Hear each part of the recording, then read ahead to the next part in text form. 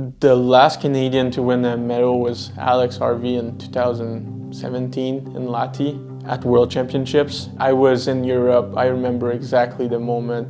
It came down to the wire, it came down to the last little bit of the race. It was a technical downhill into the finish. I remember Alex just looked like he was on a mission. He knew he was gonna win. I think, it was such a magical moment for cross-country skiing. And for me too, as a young skier trying to make all the choices and decision and try to train as best as I can to perform, I think it was such a special moment.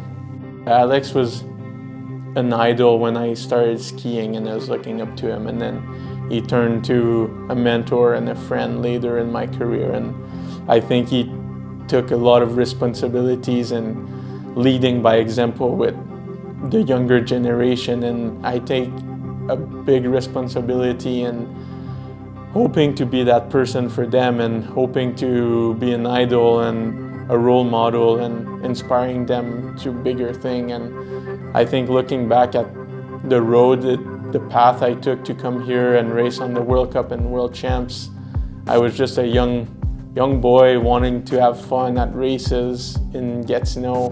And now that I'm here, I hope there's these athletes back home looking at the result and looking at what it takes to be here, inspired and wanting more. And I'm really looking forward to see the next generation of athletes come and race on the World Cup. And I think as Canadian, they're able to do a big thing. So the World Championship for me is so important because it only comes every 2 years. And it's a huge showdown for all the countries. That's the full focus for the year. That's where it happens, right? Everyone wants to be a world champion. Everyone strives to be one. So I think that's why it's so important. In 2021, World Championship in Oberstdorf was happening, and that was the big show that year. And it was 2021, so exactly 10 years after Alex and Devin were world champion in the team sprint in Oslo.